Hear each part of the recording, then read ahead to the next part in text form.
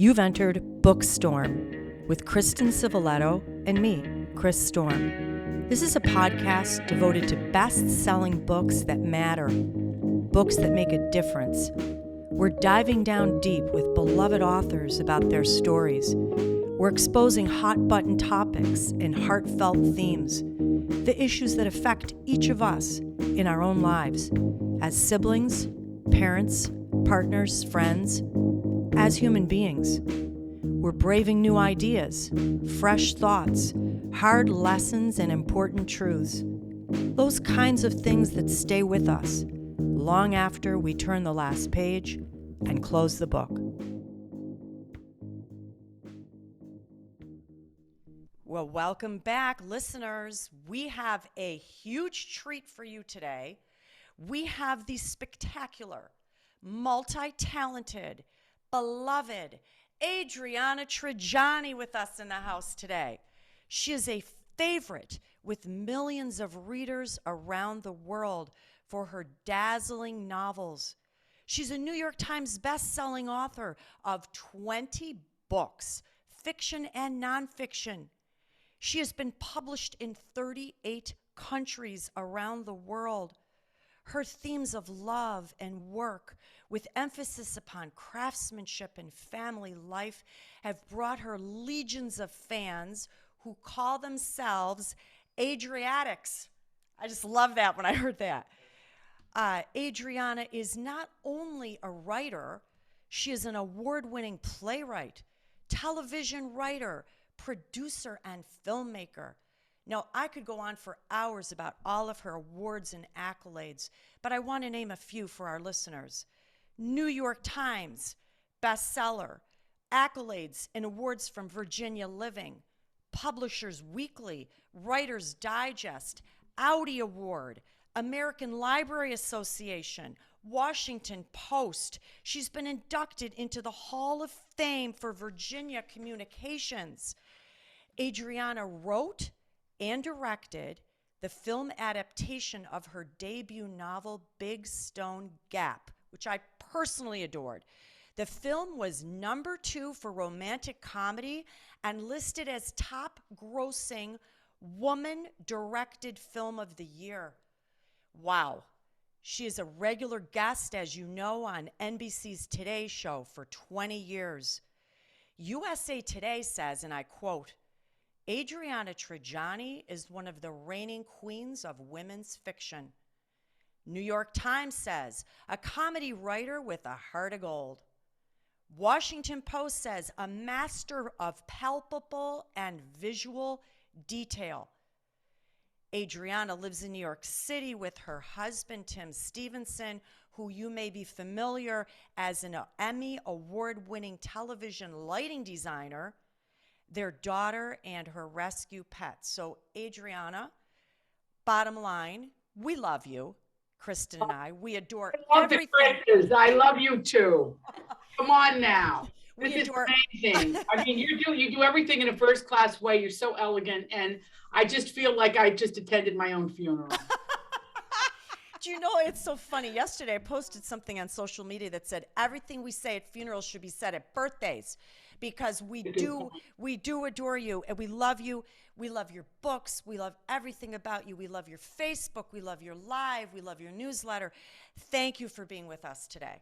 Thank you for having me. I'm really, truly honored. Thank you. Thank you. Well, ciao, Adriana. We like to give our listeners a little bit of a background about your story. So if you'll indulge me, I thought I would, without giving away any spoilers, just talk very briefly about your new book, The Good Left Undone. The Good Left Undone is a multi-layered, magnificent novel about 3 generations of Tuscan artisans. And in the book, Matilda, the Cabrelli family matriarch, is towards the end of her life, and she's contemplating her family's legacy. She is thinking about what kind of family they have developed into, some of the struggles that they've experienced. Mm-hmm. And she is determined to share a long-held secret with the rest of her family, which is a big part of the book as well. We go back to the World War II era, and the character that we follow, and I don't, is it Domenica or Domenica? Because I've heard it pronounced both. Domenica. Domenica. She is living in a village during World War II Italy. They are in danger. She is sent away for a period of time, and we follow her story from Marseille all the way to mystical, beautiful Scotland, where Italian Scots are being imprisoned for no Right. reason at all. That's And, right. and so this story follows both their lives, their losses, their longings for home, their longings for family. And the way these two stories come together is just magnificent. Mm. And it unwinds and unwinds in ways that you didn't always see coming. But how beautiful to think about these family legacies. Mhm. So with that kind of an introduction, Wow. are we ready to brave the storm? We sure do it. are. We've been looking forward to this for weeks. I said it's Christmas Day here today with Adriana. My first question lies on this. Well, first of all, let me say for our listeners, we did not want this book to end. Oh. I didn't want to leave these beautiful people in this vibrant land, despite the war. The love for each other, their experiences, their words. This book just tells us the importance of family. One of our most beloved characters, Silvio, writes, although let us remember, this is Adriana writing this, and I think it's poetry. It was called the Manifesto de la Familia, family. We are the barnyard, the circus, and the stage. We're the forum, the playing field, and the track. We are the structure, the architecture, and the stronghold. We are the comfort, the solace, and the dream. Our connection is our sustenance and hope. If the survival of the family is left to whim or chance, consider it neglect and the family dies at the root. We must put the family above work, play, and ambition. When the family fails, so goes the world. That was just words of wisdom right there. And I long to hear about your personal experiences and beliefs.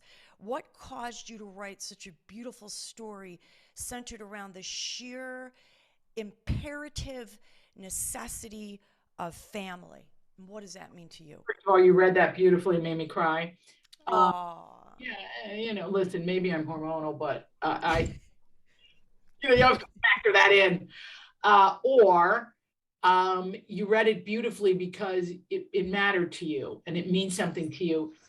Look, everything I write, every sentence is about family. I don't care if it's two lovers. I don't care if it's the end of something, the beginning of something, if it's about craftsmanship. Everything that I do is to honor that unit, the idea of the family. And you say, well, why that of all things? Well, particularly, we've come up during a time that, a lot was focused on your personal self-esteem and self-confidence and your achievements and how we have to look out for ourselves.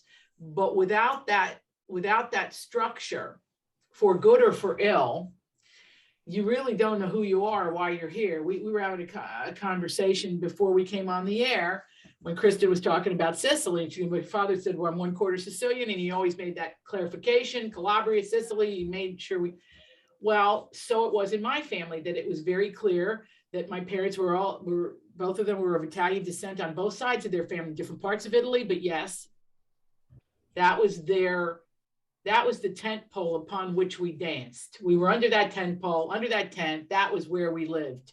And the idea of what we came from. Everything I do has to do with it. If I'm doing the Origin Project in Virginia with the kids, they're writing about their roots, their Appalachian roots. It's because I want them to have pride in them. It's all about the barnyard. It's completely about the barnyard. And this book is about that, because what happened here is that Matilda Cabrelli Raffo knows she's on her way out. She's worked in the family business as a bookkeeper. They're jewelers. But how did they come to be jewelers? And you find out that her grandfather was a gem cutter for the Vatican. So we had to go to India to get the rubies. I mean, it involved the entire world. Every culture really played into this story on some level. And Italian craftsmanship was about honoring God. everything they did. We would not have those frescoes unless some really rich guy hadn't turned to the painter and said, hey, I need a fresco in this church. And I don't care where you go in Italy, you find them. So the marriage of art and art and faith were so closely woven. And at the center of that, the rose in the middle of that garden is the family. So that's where I get it. And that's every book I write is about that, seeking it, finding it, building it, losing it, abusing it, ignoring it, the secrets, the lies, the truth, all of it. It's a meatball. It's beautiful. And what you just said, something else that I thought was wonderful. It doesn't mean that family is always perfect. So even with the imperfection of the family in your story, and I have to be careful because I don't want to give any spoilers, but these characters are so rich and so many layers to these people that we sort of crawl into their skin and feel with them and become them. When the daughter Nicolina complains to her mother Domenica that Domenica, the mother, treats the brother Matteo better than Nicolina. This is a common theme in families. Families are not perfect. Italian culture. Yeah. You know what we used to say about my mother, she had 5 daughters and 2 sons. And when my brothers came in the room, she was like one of those dolls that's outside one of those blow up things outside the car dealership. She would suddenly she was doing a 1-woman show and she's 25 again. They'd leave the room and she'd collapse, and we were to deal with the dark side. Mm-hmm. Okay. They love their sons. They love their sons. And so she says, a son is allowed the luxury of failure. A daughter is not allowed to fail. That's higher expectations placed upon her. And it shows us, listen, parents aren't perfect. Siblings aren't perfect. Family doesn't mean we're going to be perfect. It just means we're holding together. We're banding together. We're there for each other. We're helping each other. The good, all the stories are good. Even the failures, we can learn something. You're hitting it. Because we live in a world with antibiotics and makeup and good food here in the United States, right?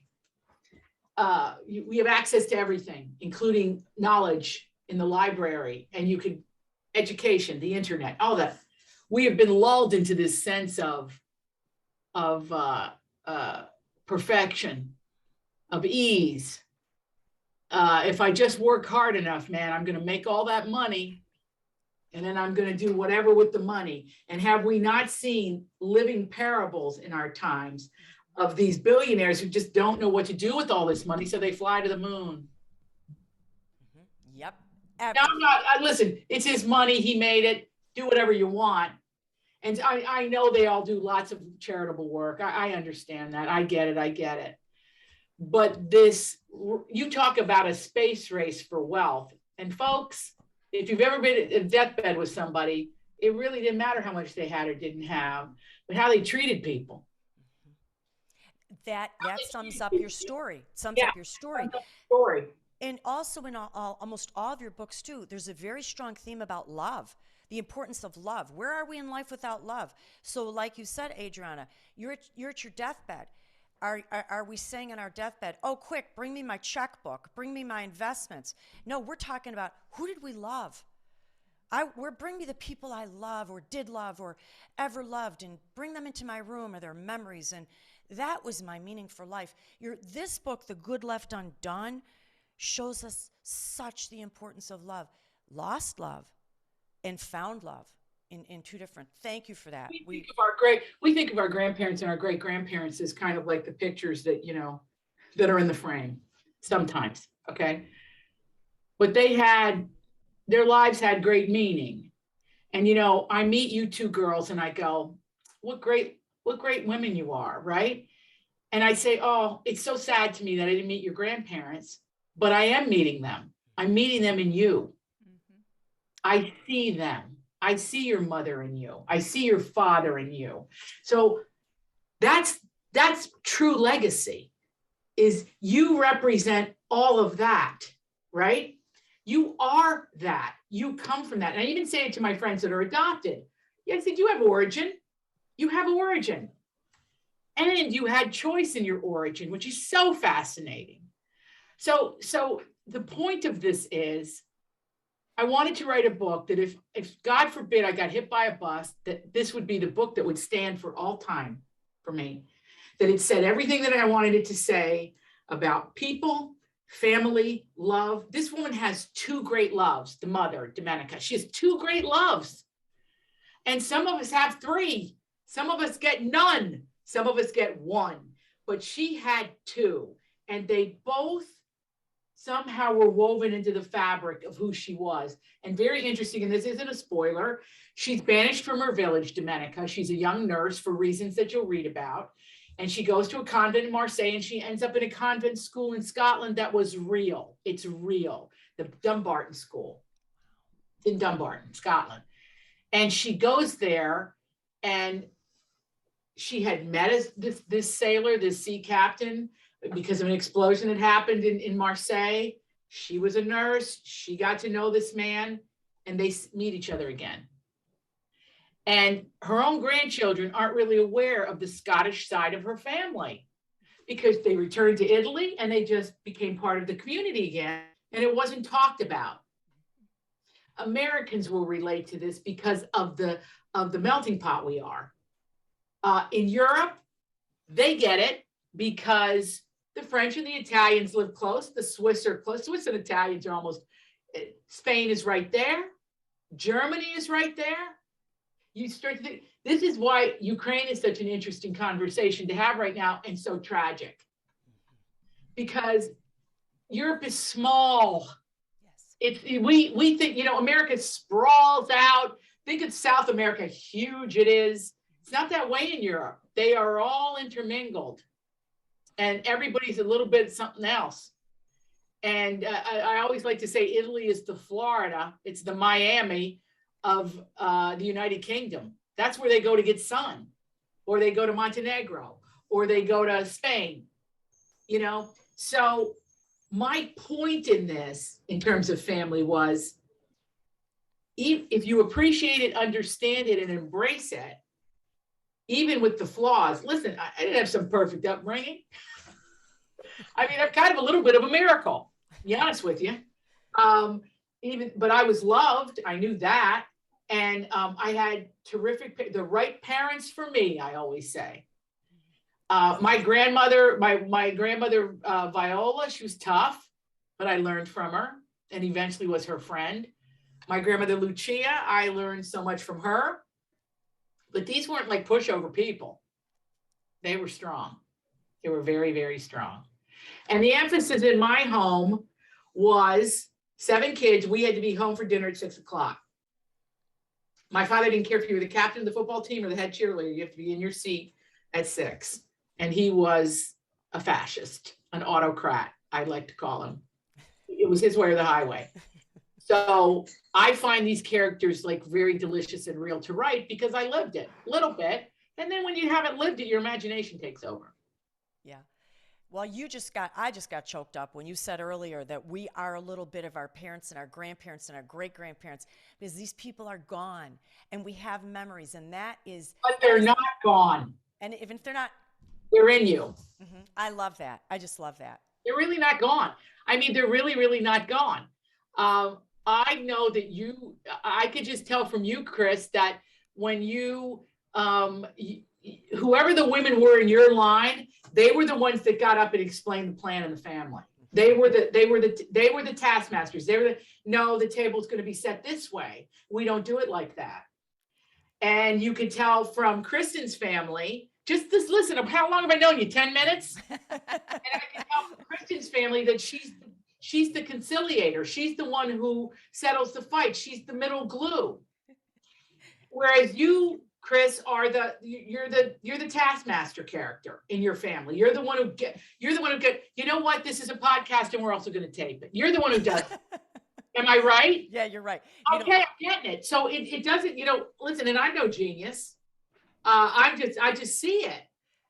Well, you might just be a little bit of a genius, we do have to say. We'll give you a little credit there, but I got to tell you a funny thing. So my grandmother, I've been with my husband 42 years, married 37, dated for 5. First day I brought him to visit my grandmother My grandmother watched the two of us. She calls my dad and she says, Chris sort of bosses him around a little bit, doesn't she? Then my dad goes, well, I don't know. And my grandmother says, I like that. Also, I'm going to make you laugh. I'm an attorney, but also a mediator. So you were right on when you were talking about that mediation. Like this is like psychic friends. I'm just I love it. That's first great. time, and I could just tell. I could tell in the way we warmed up and we're talking, and I went, Yeah, that's absolutely hysterical. So sweet. You know, one of the ways that we keep our family with us and we are a product of them is through traditions. yes, And I wanted to really address that issue because, like the characters in The Good Left Undone, they turned to traditions many times, whether it was food or ceremonies or, you know, a public festival or celebration. They were very prominent in the story. My family did the same, and I didn't always understand why. You know, we had peppers and sausage and onions on Christmas Eve at midnight. We had Easter bread at Easter. And I have retained some of these traditions, but I'm very worried that I haven't retained many of them, and I'm worried my children are going to lose sight of some of those traditions of our ethnic heritage. And I was wondering, how important are these traditions for maintaining that to you, and how do we perpetuate them? okay. So the first thing that you should do is write the recipes down for the kids and give them to them.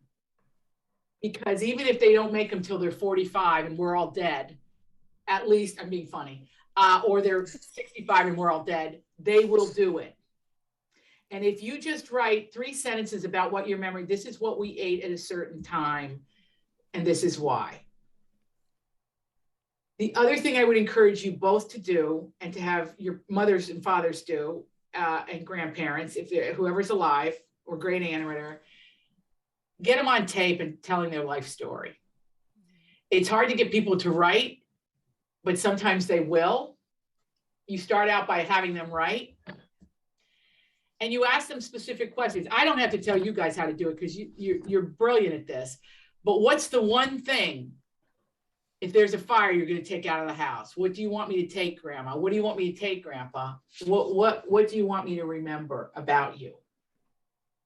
If it's part of the holiday dialogue instead of, you know, cousin Eddie owes me $5, if that could like cease to be why we gather at holidays, you know, you owe me money or whatever it is, which by the way is its own language. The language of money is look at it, because how many people have had bust-ups in their families over money? And one side will always say it's not about the money. It was the whatever the reason would be. Okay. Mom died, left the house to, you know, to 7 children, and who got what? There's a denial that happens. And people think they're really right, and they'll dig their heels in. When you ask how there's war, it's because on some primal level, we all understand why there's war, because we stick to what we think is the right thing. And we will stick to it. You know, in my family, we have what we call the island, which is where you send people when you're not talking to them. And I think it's terrible. I don't do it. I try not to ever engage in that behavior. But sometimes you can't escape it. So I always look at the family history, and things that happened in my family sent me to the archives. And luckily, my grandparents saved everything. So I have the ledgers from their mill. I know who worked for them and how much they made. I know how many things of thread they ordered, how many buttons, how many zippers, how much fabric, who was doing the cutting, who was doing the sewing. I have it all. So I would look to that to help me understand.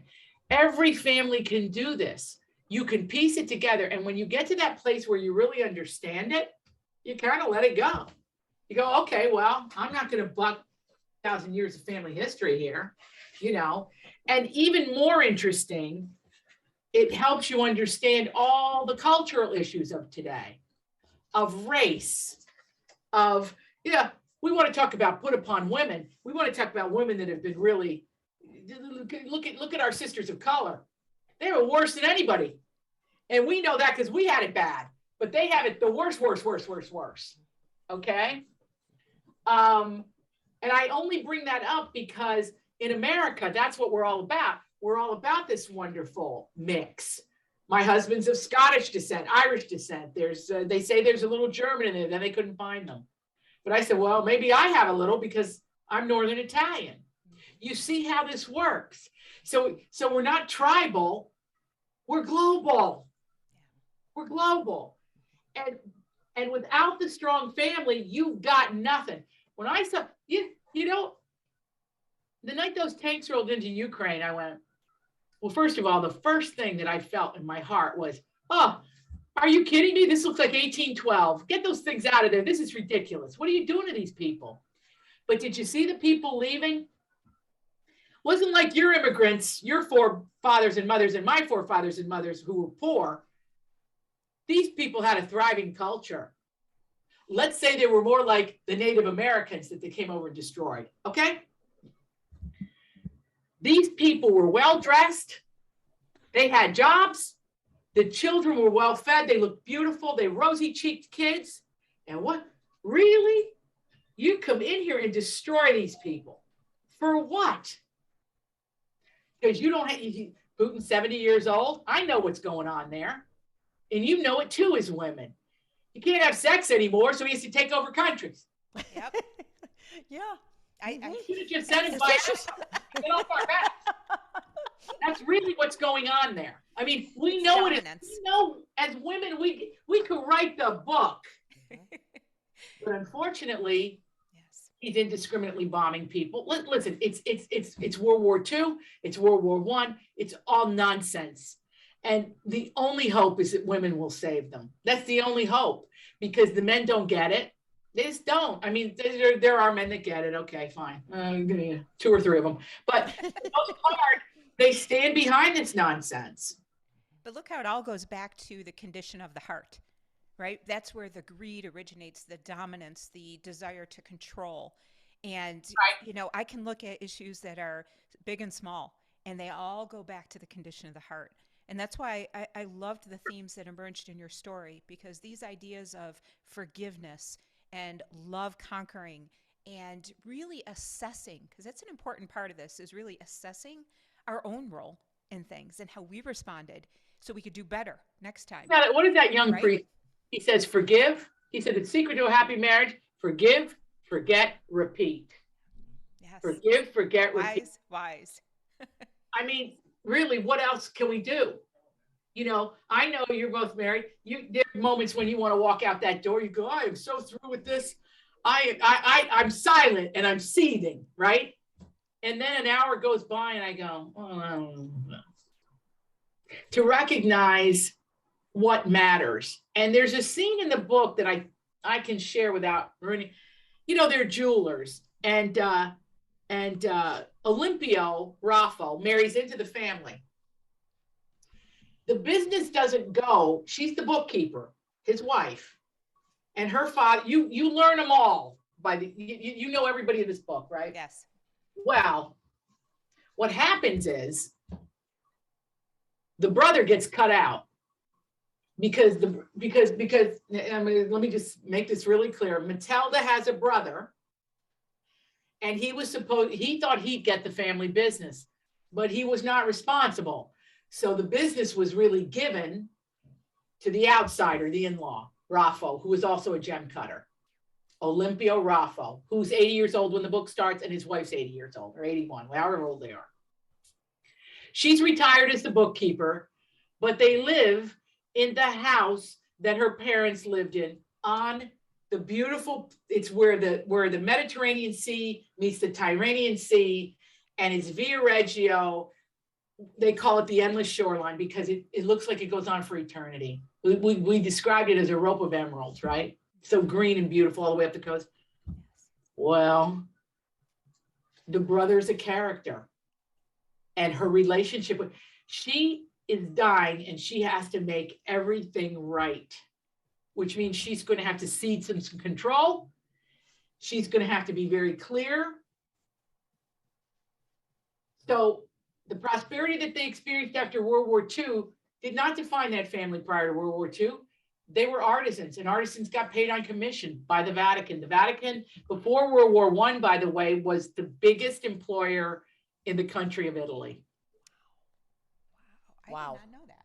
Wow. Yeah, the late great Father John Roush of the Glen Mary Order used to call it RC Incorporated. Wow. Okay, because we're so big Wow. and so global.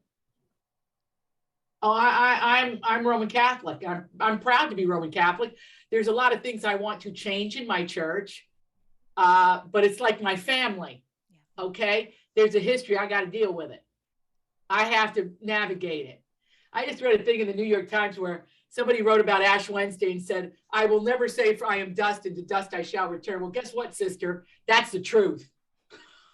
And I love Ash Wednesday. I like that big black cross on my head to remind me that I'm never supposed to wash off, to remind me, don't get too much above your raisins, sister. As we say in Appalachia, don't get above your skis here, you know. Anyway, everything that we're experiencing in the world right now has been experienced before, and we got one kook who's driving the bus. Ladies and gentlemen, you know, it's not Sandy Bullock who gets that bus to safety. We got a madman. Yes. Got to deal with it. Sure do. Sure do. That's some little words of wisdom there. Thank you. Speaking of war, I loved this about your book. You showed us this shocking juxtaposition of war. You just spoke about it now. You said the people in Ukraine, they're living vibrant lives. They're going to dinner. They're having children. They're having plays. They're celebrating birthdays. This idea of inhumane treatment existing right alongside luxurious decadence, the suffering alongside the anguish, just is something that just blows my mind. It happened during World War II. It's happening now. The horrific truth of war. In your story, Speranza and Agnesi are loaded into an overcrowded cattle car train on their way as prisoners of war. She looks out the window. Because they're Jews. It's the only reason. Yes. He's a gem cutter. He has cut gems for the Vatican for his 40-year career, and is well known. And his wife, we say Agnese, which is but it's Agnes in Italian. Isn't that prettier? It's real pretty. Agnese. I can't. Beautiful. I still wanted, if I ever had a kid, I wanted to name her Agnese. Well, I have a Lucia for my grandmother, but Agnese, isn't that the most beautiful name? But anyway. It's beautiful. The beautiful Jewish wife. They're doing their Shabbos, and there's the banging at the door. Well, folks, this is what immigrants feel every day. You've got neighbors that are immigrants and they're undocumented and they're terrified. This isn't what we're about. You come here, you do the rules, you work hard, you give us, what is the problem here? And then I hear people that got their families in go, well, you have to do it the right way. I'm so sick of hearing things like the right way. And by the way, sometimes these are people that I respect and love that say things like that. And I want to get along with them. But there is no wrong way unless they're breaking the law. And by that, I mean criminal activity. But to seek asylum in a free democracy is what makes the democracy fantastic. And also reminds us who we are. This is who we were founded upon.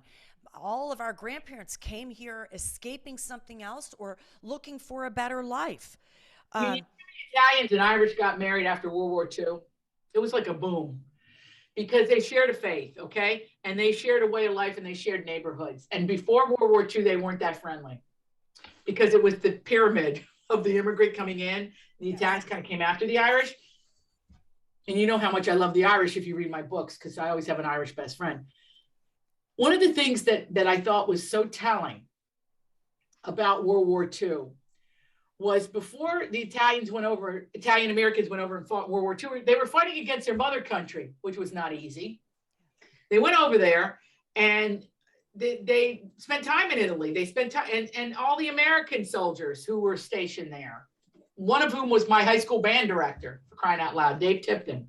Wow. Went to Italy in World War II, and they loved it. They brought the recipes back. Well, nobody came below 14th Street to go to have spaghetti in Little Italy before World War II. Nobody. And then if you look back at history, and this is why I love historical fiction, because everything starts to fall into place and make sense.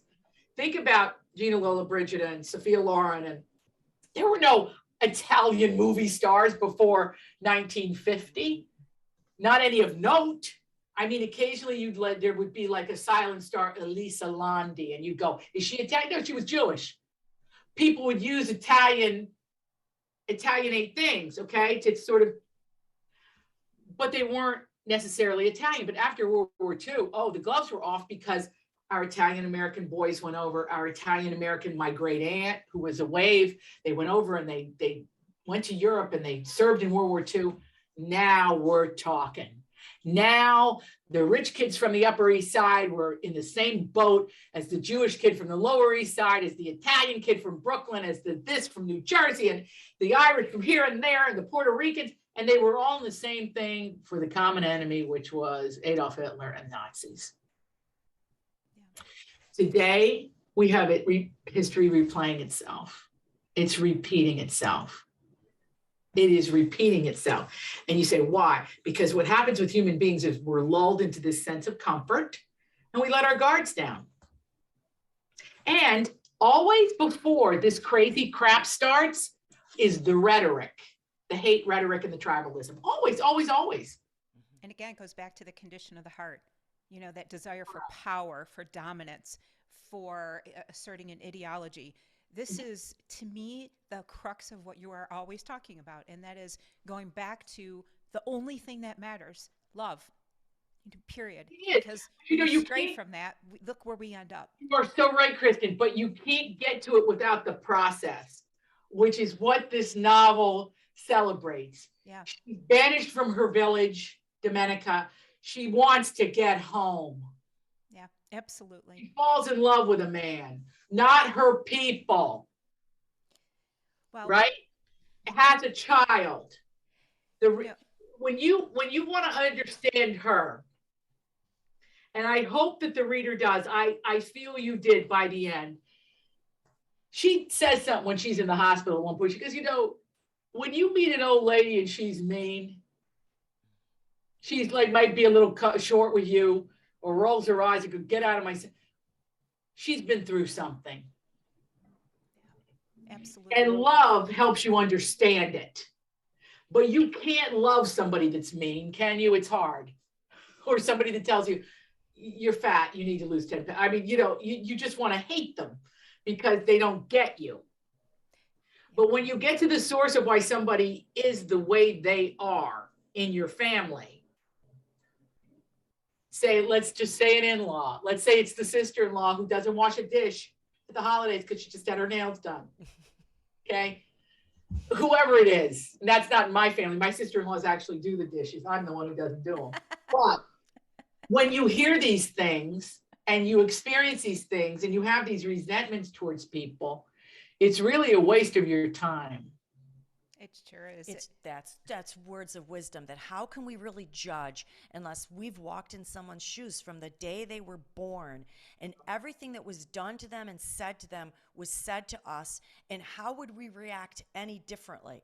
And that's the crux of prejudice, why we're in half of this trouble, because we think we go into our little safety corner with our own little group and we have fear of these other groups.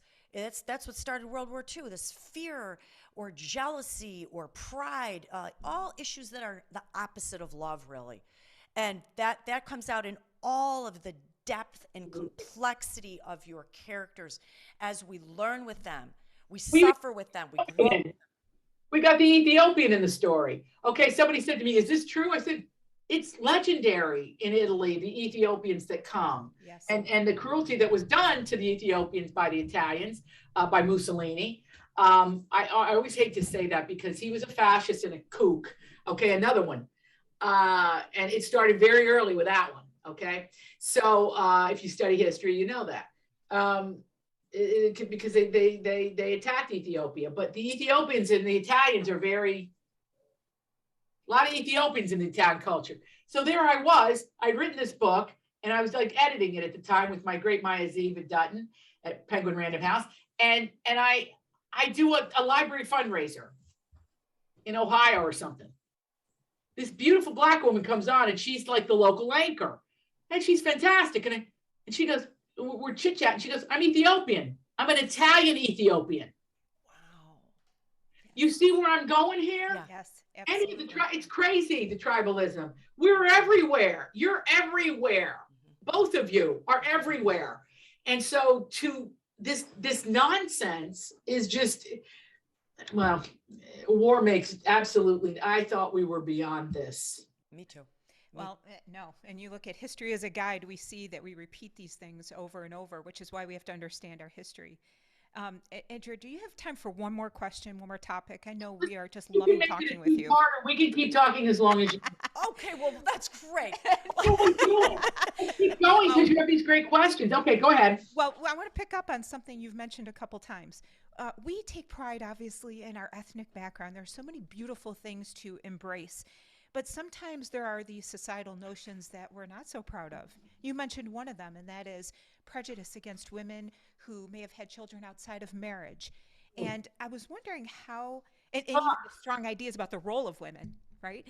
Okay. Look, secretly between you and me, and as a novelist, you know, I've spent 20 books writing about this stuff, and I think that there's a line in The Shoemaker's Wife where ends, it says, women move through the world never knowing their power. The reason that we are second-class citizens, and believe me, it still exists in a big way, is because we let things go. We let things go because I believe that we know that we are in fact more powerful than the men in the world. If you had a child, you understand what I'm talking about. If you adopted a child, if you've cared for a child, if you have been a child, you understand what I'm talking about. Is that there's that old expression, the hand that rocks the cradle rules the world. Well, it's not just about motherhood. And I say this to all my friends, even that don't have children, and my sisters that don't have children, you're all mothers. You're all mothers. You're mothering the planet. You're mothering others. You're always mothering. If you were the leader at a job, and obviously, Chris, I called you out of this immediately, which was, I got it. Okay, I get it. You just mothered Kristen and me, sort of laying it out. And I was like, okay. When I directed my first film, you know, my father was I told you, I called him the fascist, but he obviously wasn't a fascist. He was a good guy, but he never, ever went back on a decision. If he grounded you for 12 weeks and banished you to the attic, which he did to me, I did not leave that attic for 12 weeks. Okay?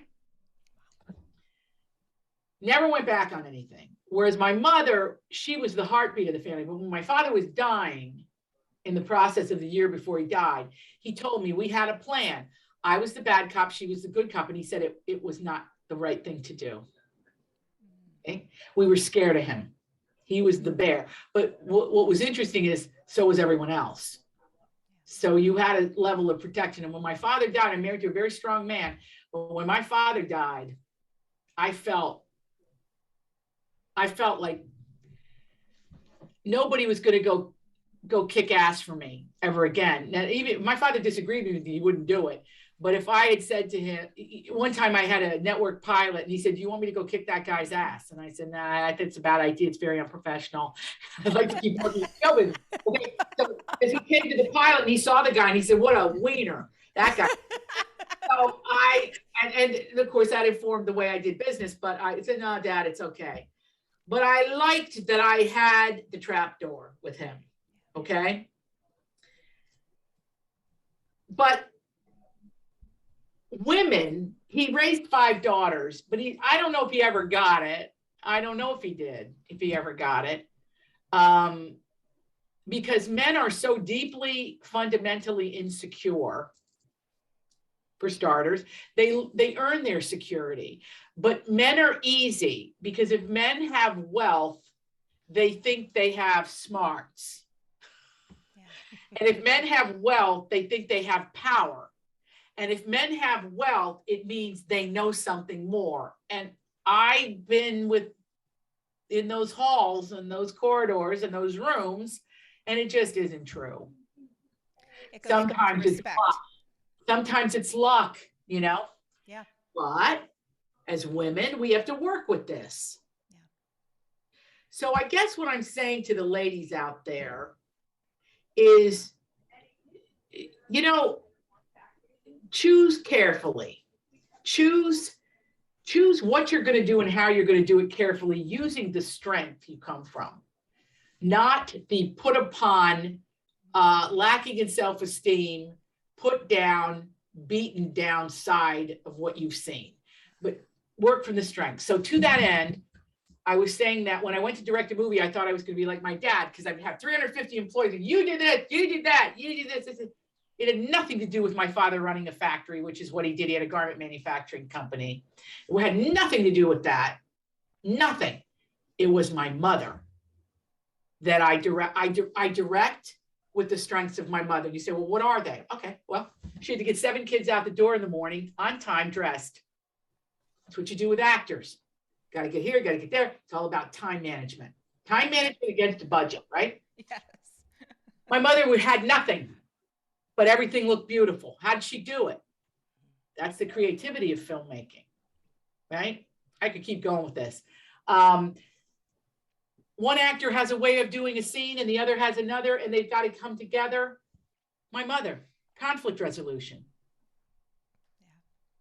So you see, everything, the most powerful jobs I've had, if somebody's going to give me $8 million to do something, I had to manage it like my mother, the librarian, not like my father, the executive, factory owner, but like my mom, like my mother. It's interesting because it's almost different ways of earning respect, where, maybe for some fathers, they demand that respect by virtue of their role, Yeah. whereas there's maybe an earned respect in a mother figure and that nurturing. I don't know, it's hard to generalize, but there are certainly things to that. I think that desire for respect is very strong in some men. Oh yeah, men really want that. And it's also, by the way, it's their definition. Yeah. It's their definition of respect, right? Yeah. I write a lot about infidelity. It's my favorite topic because it's the gift that keeps on giving, because it's always a mistake. It never ends well. In all time immemorial, but also because infidelity is not about the person you're cheating on, but about you. Absolutely. Mm-hmm. It's a symptom of something much deeper. That's right. Mm-hmm. Which is why, listen, don't call me if your husband cheats on you, because I'll say to you, work it out. That's what I say to women. I go, work it out. What was that? Yeah. That's a nothing. Yeah. You're the family. You're the life. Now, if you would have asked my 12-year-old self this, I would have said, walk away. Somebody's embarrassed you or humiliated you or done something to you. And I see it even in my daughter. She thinks it's terrible somebody does that. I just stay quiet. Yeah. I stay quiet because we watch a lot of things together, whether it's Jane Austen, in Sense and Sensibility, we just watch that together. Love it. We watch something together and she goes, well, that's terrible. These are not nice characters here. Somebody did this or that. I said, as life goes on, you start to know what matters, what doesn't. Yeah, these are life lessons, and sometimes we can't teach our kids this stuff. No. We learn it through the hard knocks life. Pick ourselves up, brush ourselves off, pull by the bootstraps, and keep on going and learn a lesson. Well, before we say goodbye to you, we have to tell you a little something. So our listeners were super excited about you coming on here. We had so many people. I could have had a little studio audience going here. We didn't. But we have one fan of Bookstorm who has read every one of your books. I got her on live here. I want you to give her a shout out, but I'm going to tell you a little bit about her. You said you love the Irish. She's Irish. She has married an Italian, embraced everything Italian. All her kids have Italian names. They go every year to Fano on the beach in Italy. She's read all of your books. She's got red hair. She cooks all Italian food. You'd never know she was Irish. And we just adore this fan of ours and yours. And we got her here live. And we're going to see if you give her a little shout out to Nadine Bargness. Nadine. Can you hear me? Nadine, can you hear me? Can you put her up near the speaker? Nadine, I'm coming over to paint your house. Put her near the speaker so what can I do for Nadine? I'm so thrilled you've read everything. Wait till you read this one. They changed it over here to Vargas. Okay, so say it again, Dean. I got you near the speaker. Oh, my last name in Italy is Bargnesi, but over here it was changed to Vargas, and I was the only one in my husband's family that wanted to change it back. To Bargnesi. Bargnese. That's like Agnese. Barnese. Yes. Yeah. Gorgeous. Bargnesi. Yeah. Yes. Oh, that's So we're glad we could connect you two because I've heard about. I am thrilled. I just love your work. You made me love Italy even more and let me learn about it and want to be an Italian. So I thank you for that from the bottom of my heart. I love you already. Now, you know, I'm going to be doing a 21 city tour. I'm coming near you. And I want to say that to Chris and Kristen too. We got to all get together. Yes.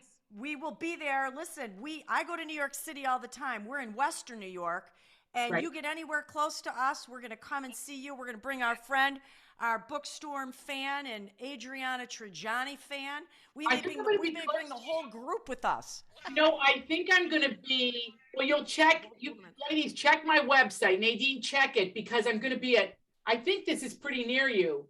Sacred Heart University with Chris Sarandon. Remember Chris Sarandon? He was in the Big Stone Gap movie. He played Ashley Judd's dad, Yes. Italian.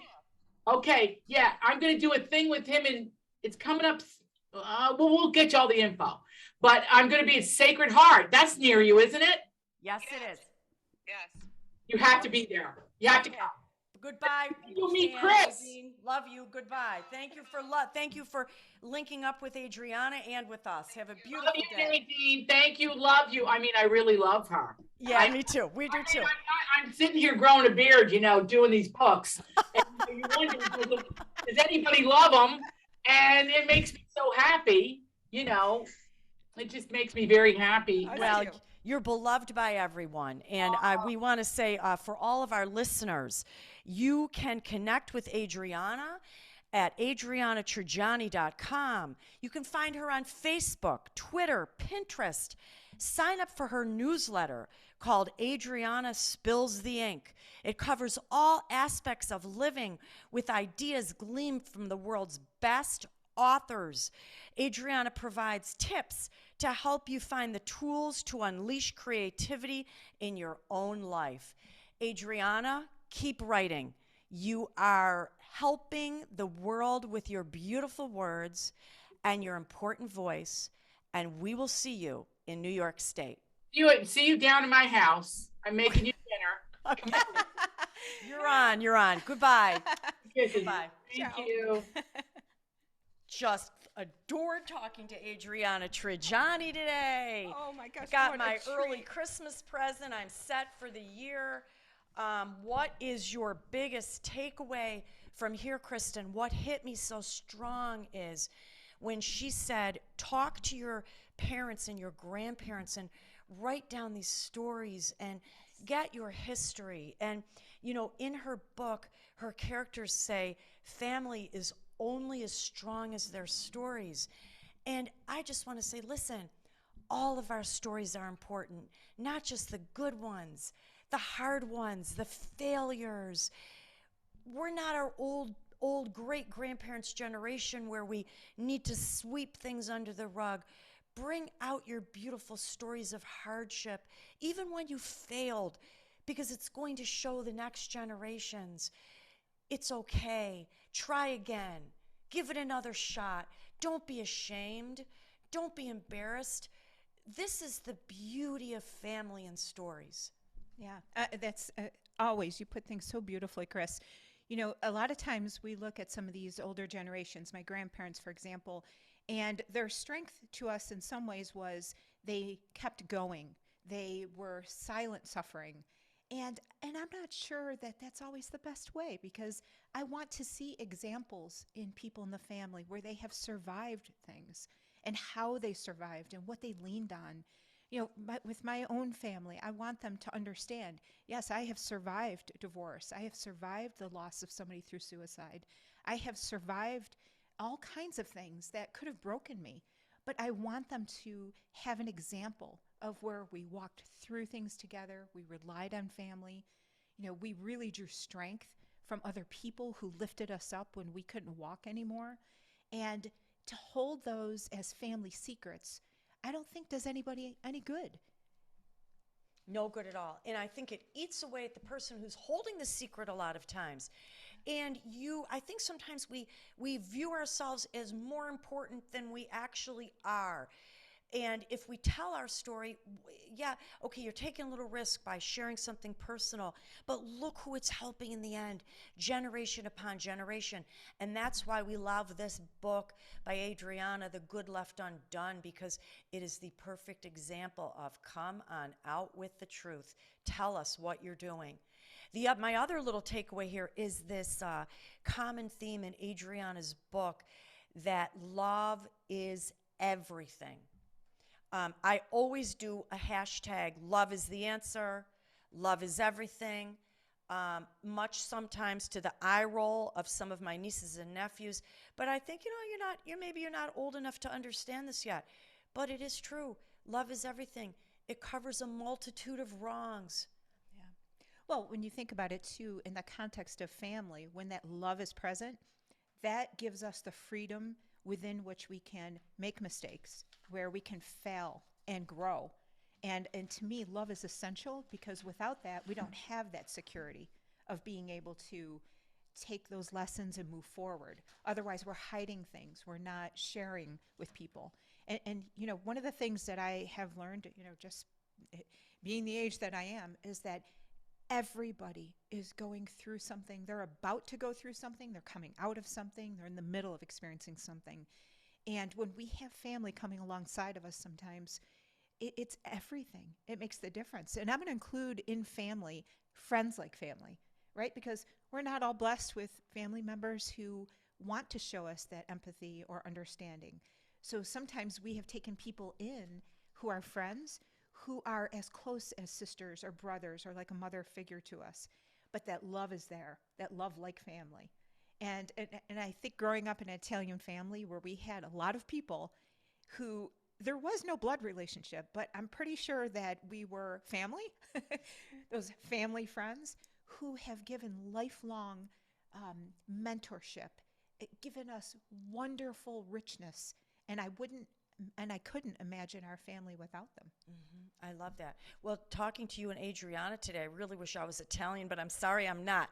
I got Swedish and a little German here, but I love a good cannoli. Does that count for anything? That counts. You are an appreciator. Okay. What's on your radar? Do you have a takeaway or something on your radar that you could leave us with today? Yeah, I mean, in that discussion, we talked so much about history, but we also talked about history repeating itself. And given the invasion of Ukraine and starting to really dig deep into those historical undertones and the condition of the heart, I'm really focused on history, as always, but in the context of today. What is it showing us? What are some of the right answers in our response? Do we sit by and allow atrocities to unfold? How do we act intentionally? And so I loved how she kept connecting what happened in her story, what happened during World War II, with our current understanding of what is occurring. And that historical context, as always, is on my radar. How about you, Chris? I really love that. I think that's so important. And, I always say sometimes we feel like, hey, I'm just one person. This is a war in another country, but one person matters. One voice makes a difference. In fact, throughout history, it was that one voice sometimes that saved millions of people. I love what you're saying. Kind of what's on my radar is something that stuck with me that Adriana said about telling your parents and grandparents, recording them. And I'm a lover of journaling. I love to journal. I would say even to the younger generation, it can be as little as a notebook, a spiral binder. Write down your experiences. Much maybe like a diary in a way, but maybe just a journal of important things that you go through. Tuck it away in a bookshelf someday for your grandchildren, your great-grandchildren to find. What a treasure that would be. Oh, absolutely. I'm one of those people, I have probably 20 journals and they all have one line on the first page.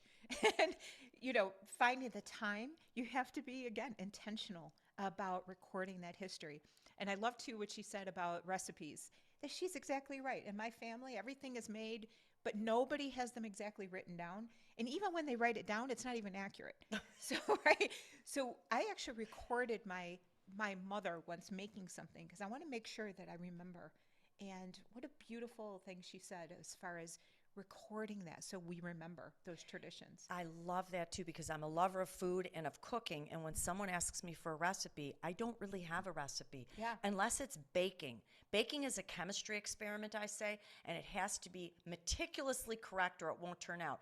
But the very best cooks just sort of throw a little of this, little of that. They kind of know a little handful, and those are the best. And I love this idea of recording someone, filming them. We can all do that now with our iPhones. Well, this has been an absolutely fabulous interview with a life-changing book. Highly recommend it. Please stay on the radar with Kristen and me by visiting our website at bookstormpodcast.com, Facebook, Instagram, and Twitter. If you'd like to see us in person or one of our beloved authors, check out the video portion of this podcast on YouTube. So in closing, as always, I want to give a shout out to our incredibly talented sound engineer, the Mr. Mark Carey. We're leaving you with a few storm predictions to pique your interest, or maybe you'd like to read ahead. On our radar is Lisa Scottoline and her upcoming book, What Happened to the Bennetts. We have Francine Rivers and The Lady's Mine, Fiona Davis, The Magnolia Palace, and Heather Morris, Three Sisters. Until next time, one of the best ways to brave the storm is to dive down deep into life-changing fiction.